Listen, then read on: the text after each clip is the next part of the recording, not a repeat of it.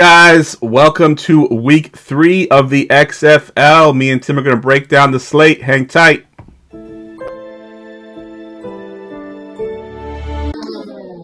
Fantasy football, you dealing with the best. Keep it hype, authentic. This ain't nothing like the rest. With the Armchair Fantasy Show podcast, give advice for all the listeners to improve your stats. Yeah, we live on goingfor2.com. Tuesdays and Fridays, this is what you want. Talking dynasties and daily drafts, and we just getting started. That ain't even the half. Yeah, so go ahead, tell your friends to join. Going for 2, cause no one remembers the extra point. Hey, goingfor2.com, the Armchair Fantasy Show.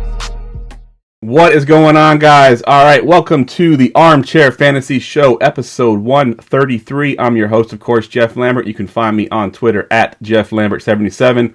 We are live every Tuesday and Friday night on Facebook Live, Periscope, and YouTube, syndicated on all major podcast networks and in the Going for 2 app for iOS and Android. I'm here with my co-host, Mr. Degenerate himself. We love some XFL DFS. Tim, how you doing tonight, man? Yeah, we do, man. We had a great week last week, didn't we? I saw you number 1 in the ranking. Yeah, it was pretty crazy. I didn't even know because so the guy that does that site, he actually used to write for me, and he would always put my rankings for the NFL in there. But I didn't even know that he was ranking XFL at all. And then I got tagged on that tweet that I was the number 1 expert last week for XFL DFS, and I was number 1 or tied for number 1 for the season. So I was pretty excited about that. Unfortunately, it hasn't correlated to a whole lot of money on my lineups yet. I mean, I've been doing okay, but to be number 1, I thought I would have been much farther ahead. But no, but hopefully anybody who watched the show last week actually played those sit calls in the same lineup because they probably made some money. Definitely. I think those were easily our best calls last week. So I think I told you 2 weeks ago I cashed 1 out of 3. My main lineup did cash, so I basically broke even. Last week I had most of my money and I basically cashed. I made 5 times my buy-in last week. Nice. So that was it was pretty nice. I think at one point we were talking. You were like third in one of the major tournaments, and I know I was pretty high up there too. So it was a good week, man. I wish I would have had more Tompkins and Parham in the same lineup. Yep. But outside of that, man, it was pretty on point. It's really cool to see your little guy all the way down at the end, and it's kind of. I think neither one of us kind of had a real good Sunday, right? Right, what right. I remember, Yep. We were really kind of killing it on Saturday, and then Sunday we just kind of watched it slide back to the left. Yep, but, yep. Hey, a win is a win, man. Chalk it up. Let's move forward. Yep, definitely. I think those are 2 of our good calls. Spruce, I was a little nervous about Spruce, and then we talked about it on the show about his quarterback not being able to play or whatever. But I mean, him and Cam Phillips. I think you mentioned Cam Phillips on the show as well. I mean, they crushed it. If you would have had just those 4 guys, you know what I mean, just those 4 guys that we mentioned on the show in your lineup, you probably did very, very, very well for sure. Yep. All right, man, we got a packed slate, so let's go ahead and jump right into it. Tonight we are going to be debuting some new drops here, so let's hit the quarterback drop. Let's talk quarterbacks. All right, Tim, let's go ahead and I think me and you have basically the same quarterbacks chosen here, so go ahead and give me some of your quarterbacks. Yeah, well, I do want to talk about quarterbacks, but I always like to start off with a little bit of strategy. And I think strategy this week kind of has been thus far in XFL is that you're going to want to pay up for quarterback. You're going to want to pay up for at least 1, if not 2, of the wide receivers we're going to talk about. And then you're pretty much going to have to find value everywhere else.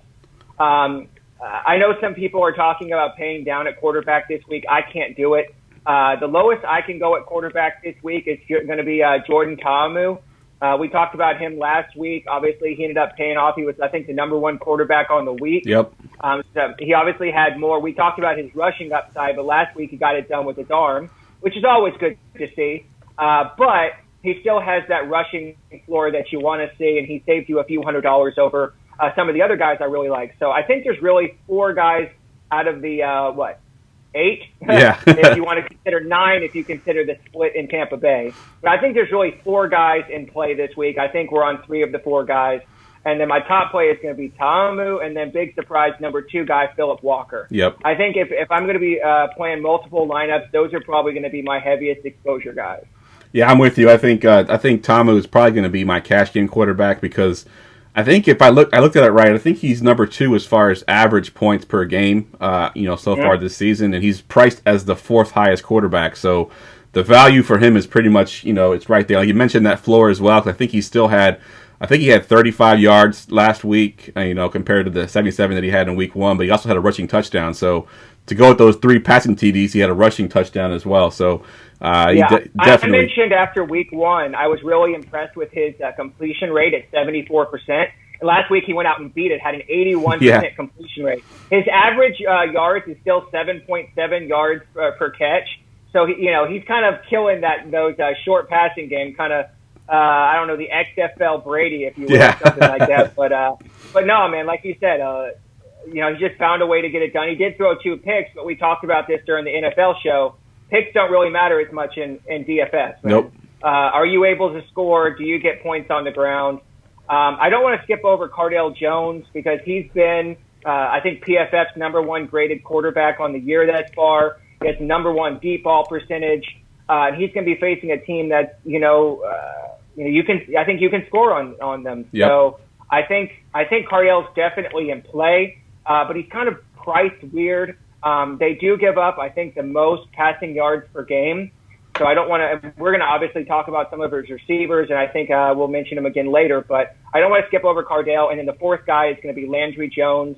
I would definitely have him 4th on the list. I do think he's in play, but I don't know how much Seattle is going to be able to make him have to throw the ball. Right. We saw last week Dallas kind of commit to. I know that was like your tilt last week with how much they used Cameron Artis-Payne. Yes. Right? Oh my God. I was so pissed. So if they go back to that approach this week, obviously that's going to kind of take Landry Jones out. But I think he still makes a good GPP option. But I definitely think he's 4th behind those other 3 guys for me. Yeah, I agree. I didn't have Jones on my list, but I can definitely see him being the 4th guy, if I was to go 4 deep. But for me, it's going to be Tamu, Walker, and Jones in most of my lineups for sure. Like you mentioned, Jones will be in a GPP lineup. And I don't think those other quarterbacks are even worth the risk in GPP, for as far as quarterbacks go. They just don't have much upside. I think, has Aaron Murray been ruled out officially yet, or do we still don't know? Yeah. Yes, I believe he has been ruled out. All right, so we'll have that split quarterback thing going on there, so don't want to touch that with anything. All right, let's go ahead and move into the running backs. It's time for running backs. Running backs. All right, Tim, give me some of your top running backs you're going to have. I know you said you want to pay down at running back, but who do you have at your top there? Yeah, so I was happy to see, as I know you were too, that Darius Victor is probable for this game. He obviously let us down last week, but I think he's going to have in a bounce back spot here. So at 4,700, I think he's one of the cheapest running backs that is in play, and will allow you to pay up for a lot of those other guys. So if you're going to pay down, I think that's the spot. If you're deciding that you want to pay up for 1 running back and 1 wide receiver, I think there's 2 good pay up spots. And they're the 2 highest priced guys. Big shocker there, right? So first one is going to be James Butler. The main reason I'm attracted here is I think that because of the quarterback situation, I think that Houston may get up on this game and then actually give him some real volume. Because so far he's only gotten about 9 or 10 touches a week, but he's been somewhat productive with that volume. Yep. And I think that they priced him up. And, we've talked about before, DraftKings, sometimes they know something, Yep. And I think this could be one of those weeks. He could have one of those Cameron Artis-Payne weeks this week if they get up on this team and just, start running the ball with them and get a couple of short touchdowns, something like that. So I think he's definitely interesting. I think I definitely like him more. We're going to talk about this during stacks, but I like him much better if you're going to pair him up with the Houston Roughnecks defense. That's probably my favorite play there. And then and I think, as I mentioned a minute ago, if you don't want to go with the Landry Jones stack, I definitely think you can go back to Cameron Artis-Payne again this week. Yep, agreed 100% there. I think obviously, the first week he was like, "Come on, man, get going. Where are you at?" Exactly. Huh? I mean, he was like non-existent in that first one. Yep. Exactly. So I think you can go back to him this week. Like I said, I expect the Renegades to get up on Dallas again. I think you can also pair him with the defense if you want to go that route. But I'm mostly going to be playing. I think on the flip side, I also think you can play Lance Dunbar in next game. I think I heard he's highest number of targets for any running back in the league. Obviously, in a PPR format, you always want the guys that are going to get the most targets. He's got 11 catches on 12 targets, which is obviously a great percentage there. He's obviously in a split. Like, it's hard to pay $6,600 for a guy in a split. But I think you mentioned in your article you had a feeling that this was the week he was going to score, right? Yep. Yeah, I think I said I think he's got as far as touches goes, I think he's got 11 catches and I think 11 rushes, if I'm not mistaken. He's got like 23 total touches, and I think that puts him, pretty high up there in the league as far as total touches goes. And there's only 2 guys in the league right now averaging more points per game than him. And with those touches that he's getting, I mean, he's definitely in play. Those other 2 guys are pretty expensive. I want to say it's Matt Jones and maybe who's the other guy from Tampa Bay? Ashley? Debian Smith, I believe, is the other guy. Debian Smith. Okay. Yeah, so those 2 guys got a lot more touches than he does, and he has, he's just behind those 2 guys as far as points per game goes. So I think he gets that touchdown this week. That's the one thing he's missing from his stat line is the touchdowns. Those 2 guys have touchdowns. He does not. So I think Dunbar gets that touchdown. I thought you had Devion Smith on your list. I wasn't really on him. So talk me into Devion Smith this week. Yeah. So Devion Smith. So if you look at the game last week, against I'm trying to think now, who were they playing? The Seattle. Against Seattle. So he is getting a ton of volume. I realize that the matchup is not great for him this week. He's playing Houston this week, right? So, I mean, Houston could probably get up on them. But that game with Houston last week, too, if you look at St. Louis, they played last week. St. Louis had like 43 rushes in that game, which is a crazy amount of rushes. But they basically try to keep the ball out of the offensive hand of the Roughnecks by just running the ball. And I think Tampa Bay, they're not a great offense. Obviously, they still have, they only have 12 points total on the season. I think the Defenders' defense has outscored their offense so far this year, which is crazy. Their rushing attack is what they're going to have to lean on. And I think that he does get that volume. I think even if they're down, he still gets the carries and the touches. So he's a little bit risky because if they get that blowout factor and they're down by a lot, maybe he doesn't get quite as much usage, but I think the Vipers' game plan has to be to run the ball, and he's their main guy to run the ball. So I think that he's in play for sure at 6.3K on DraftKings. All right, and so you had one more guy. I think you mentioned Elijah Hood. As of right now, we're still waiting to see. He's questionable if he's going to play. And you think that Larry Rose is going to get the bulk of the carries if he is ruled out, right? Yeah, I think Larry Rose is the one that filled in for him last week. He didn't do great. He didn't have a great game by any means. But if Hood is out, I think Rose gets all the volume there. And he's on only 3.5K right now on DraftKings.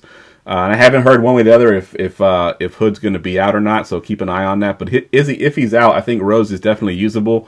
I think he's that guy that can get you to those high price guys. Last week we had plenty of those guys. We had Parham, we had Tompkins. You don't got those guys this week where you got minimum salary guys that can get a lot of work. He's probably the closest thing that we have that can get us up there to those high price quarterbacks and high price receivers. So Larry Rose is in play. So he was ruled out last week with an ankle injury. But if he does play, do you have any interest in former Packer DeJuan Harris? I was looking at him actually. You probably know more about him than I do. Talk about him a little bit. Well, I mean, I think that he's got, I don't know, that's really what it comes down to at this point because he's only got 2 touches on the year. But, I mean, I think he's got a, higher ceiling, if you will, if he's actually able to play. But the thing about him is he healthy? I mean, you're talking about he's coming off an ankle injury that required him. He only got 2 touches week 1, and then he had to sit out last week. Yeah. So, I mean, if he makes the roster, let me put it this way: if Harris and Hood are both out, I like Rose. But if Harris and Rose are going to split, even at their cheap price, I don't think you can play either one. I agree. I had to pick one, I think I would probably take Harris just because I think he's got the upside. But I definitely think that's a situation to monitor because I do think that if they do, and plus they're playing DC, so tough matchup. I don't know how much they're going to really be running the ball in that game anyway, right? Yep, tough matchup for sure. Yep. But yeah. But like you said, he's definitely salary relief, somebody that you're kind of hoping kind of goes off, maybe gets a short touchdown and pays off value that way. All right. Yeah, like I said, man, I think this is can we talk? He's not a play. If anyone's listening, you know what I mean? I'm not saying this guy's a play. But how bad is Christine Michael, man? Oh, my God. I can't believe it. Like, how was this guy ever hyped up in the NFL? I mean, he'd come out in the preseason and everyone will be so excited about this guy. And I thought, okay, maybe he just wasn't up for the NFL level. He'll come back down to the XFL and he'll dominate here because basically this is like preseason type players that are out there playing. And man, he can't even. I mean, what did he have, like 17 touches last week and had like 8 points? He got nothing going. I mean, he had all the volume in the world and just couldn't do nothing with it. It's just, he was averaging terrible. 2.5 yards per carry. Ouch! That's just ugly, ugly. He's not on my list this don't week. Don't get me wrong. Most of these running backs are not very good, but he was supposed to be more or less the premier running back in this league, right? Certainly top 3. It looks like he can't play anymore. Yep, terrible. And then the other guy too that I've been disappointed in is Jarrell Presley from the Defenders. He was the leading rusher for the AAF, so I thought for sure he'd come in and be dominant, but just can't get it going right now. I think he's even priced less than his teammate right now. A couple $100 less than his teammate. So I mean, hopefully he'll end up showing out eventually. But right now, he's been a big disappointment for me as well. Yep. All right, let's look at the receivers now. And now, wide receivers. All right, and because it's the XFL, we're going to combine the receivers and the tight ends here because they kind of do that, on DraftKings as well. So if you got any tight ends you want to throw out, go ahead and mention those. But give me your top guys here in the receivers. Yeah, I think this week you have to. You don't have to, but I think I'm going to go back to Nelson Spruce. I think it's really hard to fade him in this spot. Yes, he's the most expensive player, but I think it's for good reason. His role in this offense, I guess he's $200 cheaper than Cam Phillips, but I mean, at that point, you're paying up for one of those two guys, I think, right? Yep. At this point, I expect Cam Phillips to play. I think there was some concern earlier in the week that he might not play, but at this point, I think he's going to play. Yep. So you kind of have to make the decision right off top. Am I going to play Spruce and Phillips? If I had to pick one of the two, I think it's Spruce. Because I think that we have seen in that Houston offense that they're going to spread the ball around a little bit. Yep. Last week we got the premiere of your boy, and, he showed out. But I know they mentioned this week that they finally made, was it Nick Hawley? Yeah, a wide receiver. He's officially listed that way. So, I mean, I think that he makes an interesting option if you're looking for a value play. So say you don't want to go Phillips and Spruce. You want to pay up for one of your running backs. I could see going Hawley and Spruce so that you could afford that, right? I think that's probably going to be a way I'm going to go in some of my lineups. Yeah, I think Spruce is definitely my number one overall play. Yeah, I agree definitely with Hawley. I like Hawley a lot. He was on my list. They actually made him a receiver and then lowered his price by $400. So, he actually gets a good little bump in value. I think he's had 5 targets in both games this year so far. So, in that offense, that at any point he gets a pass, he can score. So, definitely like Hawley as a cheap option as well. Yep. And then I agree with, like you said, the number 2 wide receiver cornerback matchup this week is Rashad Ross. They're pretty close. They're both way over percentage, 23 and 26% over average. So I love Rashad Ross. I think you could go back to your boy DeAndre Thompkins again. Yep. What a show out that was last week, man. That was awesome. Was incredible. I think DraftKings, usually they're pretty good after a performance like that. They raised his price $2,000. But we saw some of the guys like Khalil Lewis, for example, week 1 to week 2, they raised their price like $4,000, right? Yep. So I think that there is maybe some value still to be had at his $5,700 price tag. So I definitely love the Ross call. I'm definitely going to have some exposure to Ross. But I think if I'm not going to play Rashad Ross, I'm going to go with Tompkins again this week. I don't know what it is, if I just, don't have enough love for Eli Rogers, but I just think the way that they price him just makes it really hard for me to see the upside in playing him. Yeah, right? I agree. He's more of their volume guy. He doesn't seem to get the red zone work. They look for other guys in the red zone. So, he's the volume guy, but at that price point, I would rather have somebody else that can give me some touchdowns. Yeah. And then I think those are the main guys. I mentioned Hawley. Oh, and then Donald Parham, which was my sit call last week. I'm going to go back to him again this week. I think both of the sit calls from last week are in play again this week because both of them got price bumps but are still not kind of in line with what I think their roles in this offense is. I mentioned earlier I like Landry Jones. I think you can pair him if you're going to go with that Dallas passing attack. I'm going to mention that later as well, but he's kind of the other guy. He's really kind of more of a tight end. He's that, big body across the middle, but 11 targets last week. I said I thought he had a role in that offense and he was going to see more. We saw when Landry Jones played in the NFL. he likes to go for his tight ends, and it seems like he's picking that right up in the XFL. So I don't know if I can predict 11 targets again, but I definitely think he's going to be in that 6 to 8 range, and at 5,300, man, I think you got to consider him again. Yeah, agree 100%. And like you mentioned, Ross, having that great matchup. He was the number 2 best matchup as far as receiver to a cornerback. The number 1 best matchup was D. Mornay Pearson L., who I called out last week on the podcast. And, he had a monster game, 11 targets, 9 receptions, 50 yards, and a touchdown. I think he's in play once again. He has the best matchup as far as cornerback to receiver. You could pair him with Tamu and have a great combination there. So, he's one of the guys that we hadn't talked about yet, that his price did go up quite a bit. He's not quite as cheap as he was last week. I think he was 8.6 last week or 8.5, somewhere in that range. So I think he's definitely in play. And the other one that I have this one I called out a little bit more when I thought Cam Phillips would be out, but I do think he's still in play. He's 2,000 less than Cam Phillips, and he's the other receiver there, Khalil Lewis. He's been kind of that number 2, the number 2 guy there. He still has 13 targets over the first couple of games, and like I said, he's $2,000 cheaper than his teammate Cam Phillips, so he's definitely in play as well. I mean, pretty much any of those Houston guys right now, I think you can probably plug them in, and they might score a touchdown because their offense is just amazing right now, and they got one of the best matchups this week as well. Going up against probably the worst team in the league in Tampa Bay. So I love some Khalil Lewis as well. Yep, I like that. The only other guy I had on my list. And he burned me last week, but we always talk about during NFL, if a guy burns everybody one week, play him the next week because you'll get him at lower ownership. And that's Austin Proehl. If there's one thing about the Dallas corners, is they're strong on the outside, but they're weak in the middle. He obviously plays mostly out of the slot, so I expect him to get back to kind of more closer to the volume we saw the first week. He got 4 targets last week, only caught 1, and was obviously for -1 yard. So he basically ended with, I think, 0.9 fantasy points. Yeah. He was actually in my best lineup last week, so that one really hurt. I had Spruce, Cam Phillips, Parham, and DC Defenders in that lineup. Oof. So basically he was the only thing that tanked me. I think it was a 137 score. So which, in XFL, that's pretty solid. And he was really what dragged me down there. But I think I'm going to let him burn me one more time, because I'm going to do a Dallas stack. We're going to talk about that here in a minute, and he's going to be my bring-back candidate there. So if you're looking for a guy that has kind of that high upside that you're going to get at much lower ownership this week, I think I could see you going back to Austin Proehl and let him burn me one more time. Yeah, good call there. I did have one more note. I know you talked about Spruce at the top there, but if you go by the DraftKings ranks, they got those opponent rank, next to the players.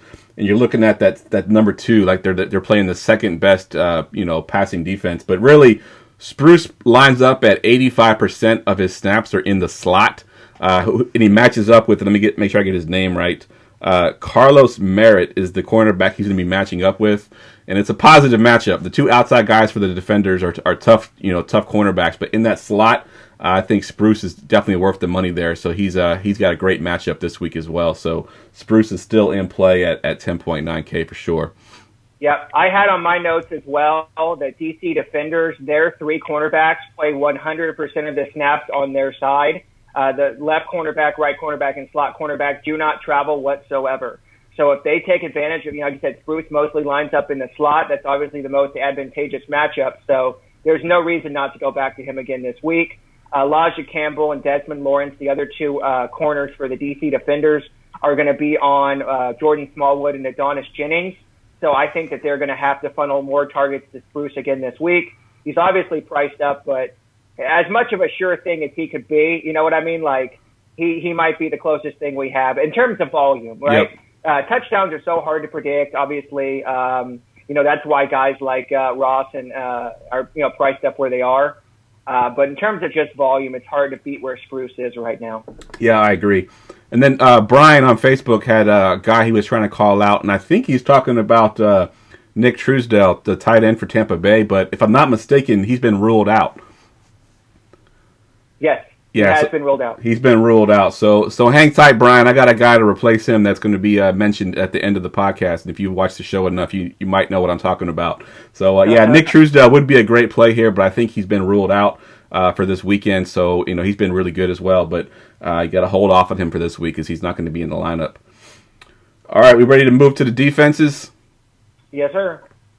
Defense, defense, defense, defense. All right, so the defenses this week is going to be pretty cut and dry, I think. Who do you like for your defenses? Yeah, just like every week, I'm pretty much going with the same two defenses that I've played all year long. So let me see here. Do you have the other one? No, you don't. So the DC Defenders, I mean, they're the number one scoring defense. They're currently priced $500 less than the Houston Roughnecks. They are on the road. I think they've had 2 home games, so they finally have to go on the road against LA. But I'm not worried about this LA team. I think that they will be able to still score more than pay off the salary. Yep. Those, like I said, those outside corners are just excellent. So they're gonna funnel into Nelson Cruz. He's gonna get his, but they're still gonna get their sacks. I still expect some turnovers. I think they're gonna more than pay off that 4,700, and I think they give you the best floor of any defense. So. The only other one I'm real. Oh, go ahead. Yeah, I was gonna say the only thing I want to mention about them is that I mentioned earlier in the podcast that they've got 3 defensive touchdowns, defensive/special teams touchdowns, and they got more touchdowns than Tampa Bay's offense does right now. So that's they're just at top of their game right now. So definitely love them for sure. Yeah, New York came into the season I think as the 3rd or 4th projected best team, and they just absolutely whacked the floor with them last week. Yep. I mean, people are considering New York worse than Seattle at this point based on those performances. So it's kind of resetting. Hopefully you got DC Defenders at a good stake in Vegas. You know what I mean? Right. Because they're definitely looking like the team to beat right now.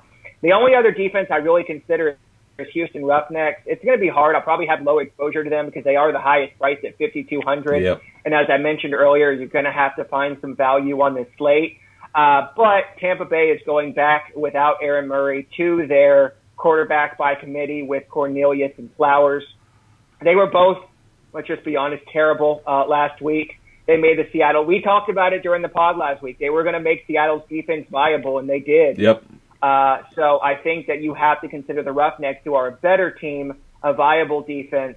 You can never really pencil in a defensive touchdown, but this might be one of those things where, like, if you were doing a projection, it would be like 0.8.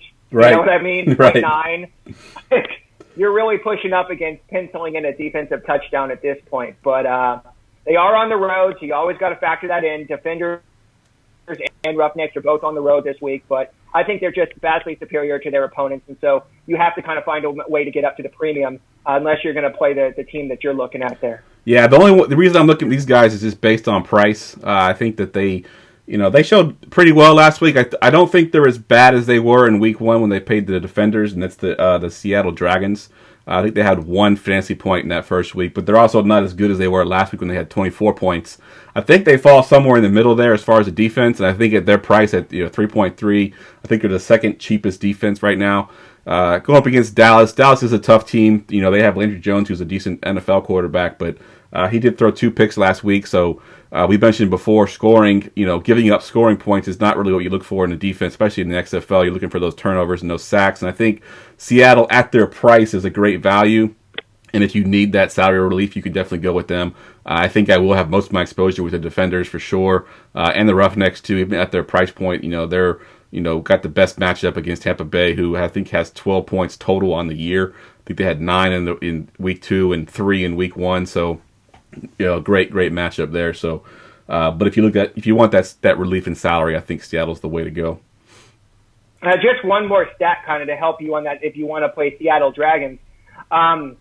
So take it for what you will, but every week when the lines come out, we kind of take a look at what we actually expect the lines to be versus what the lines actually came out at.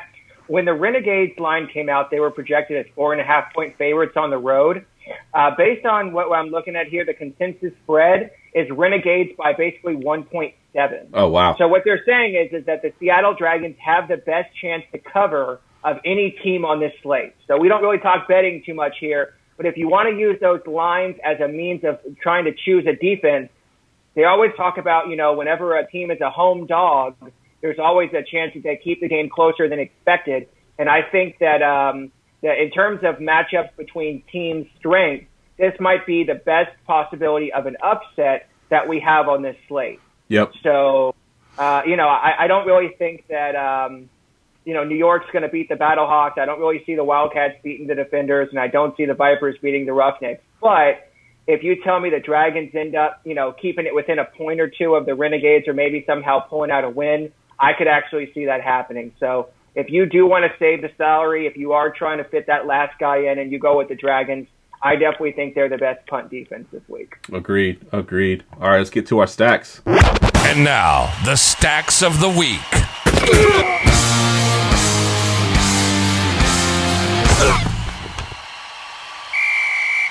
All right, I think we both kind of ended up on similar stacks there, so I'll let you go first, and I'll take whatever one you don't take. Yeah, so I was going to let you keep both of your stacks this week because I did come across a couple others as I got further into my research. Gotcha. I did mention if you are going to pay up for James Butler, I think the only reason you're going to do it is because you're going to pair it with the Roughnecks defense. You expect that they're going to be able to score a couple of short touchdowns and then just run the ball out from there. Obviously, the field is going to be on Phillip Walker, Cam Phillips, Khalil Lewis, and for good reason. So you're kind of doing this as kind of a GPP counter to be able to get the Houston get the Houston points on lower ownership. And then another kind of lower-owned GPP stack is going to be Dallas. I just mentioned I wouldn't be shocked if Seattle went out and maybe got a little bit of a lead on this team early. They are going to be at home, and we showed last week that Seattle actually has a little bit of a home field advantage. I think they had something like 29,000 fans show up for that game last week. So I'm going to take the Dallas stack here, Landry Jones, Lance Dunbar, Donald Parham, and bring it back with Austin Proehl. Especially with Austin Proehl, I think you're going to get him at low ownership, like I said, since he burned everybody last week. So you're going to be able to get that stack at much lower ownership and, have an opportunity to really, get one over on the field. Yeah, I think just in general, those guys you mentioned in that stack are going to be fairly low owned. I think Jones will be the lower owned of the quarterbacks as well, the four we mentioned. So that's a great contrarian stack there. Here's a throwback for anybody who ever played Grand Theft Auto Vice City. I called him Lance Van Stant. So we're going to see Lance Van Stanton into the end zone this week. Nice. We're giving out nicknames for the XFL players. Nice. I love it. Yeah. I love it. All right, so the two stacks I got are probably going to be pretty chalky stacks, but I had to mention them. Cardell Jones, Rashard Ross, we've mentioned already. Tompkins can also be in there. You can run it back with Spruce. It's a very expensive stack. It'll be very hard to fit in with some of the values, but it can be done. I've actually done a lineup already, and I got all those guys in a lineup, so that's one of my favorite stacks there. And then the other one is Tamu, like we mentioned. He's probably my cash game quarterback with Pearson L. And then you can either run it back with either Victor, the running back there, or you can go with Mikael McKay. McKay's been good, not great. I think that great game could be coming sooner rather than later. So, McKay could definitely be a good contrarian guy there in that stack as well. But those stacks, I think, are all the chalkier stacks. I think Tim's stacks will be good for your tournaments for sure. All right, man, let's get to the sick call. We got the pressure on now. And now, the sick call of the week. So we've gone 2 weeks in a row now where we both crushed the sick call. I think we had some great weeks. Last week was really great. So now we got the pressure on. We gotta find some guys here. Then we're running out of guys to choose from, man. Who did you go with for your sick call? Yeah, it's really tough this week, man. I think that we're both kind of looking at the same deal. With Nick Truesdale being out, we're going to have to look for somebody who's going to fill in a little bit for the Vipers. Last week, it seemed like when Cornelius came in, his, I don't say number one target, but one guy that he seemed to be looking to was Reese Horn. So at 4,200, he gives you with some salary savings on some of the guys we've talked about today. We'll let you pay up for a couple of those top guys. He's got 13 targets on the year. He had 8 last week. Even between the two quarterbacks, he managed 10 DraftKings points. His price only came up $400. So, again, it's really tough this week to find somebody kind of deep down there, but I think he's my guy, Reese Horn. Yeah, good call. I like him. I kind of stuck with that same sort of mentality like we mentioned about with what's his name being ruled out, Truesdale being ruled out. I was trying to look up on player profile real quick, my guy, because I wanted to get his stats, but here we go.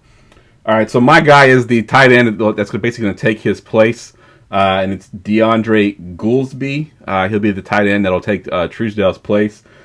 He's not super athletic like Truesdale is, but he is 6'4", 240 pounds. I looked up his draft profile. He did have soft hands. Not very fast, but I don't think you need to be fast when you're that big. He'll be a red zone threat for sure.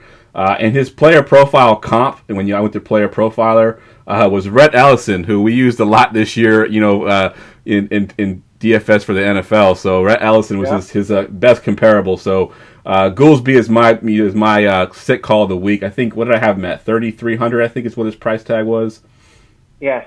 3,200 actually. So he's almost minimum salary there. So he's my sit call of the week. Yep, I like that one. I noticed that Dan Williams had the best wide receiver cornerback matchup, but he's still 8,200, even though he had kind of a letdown spot last week.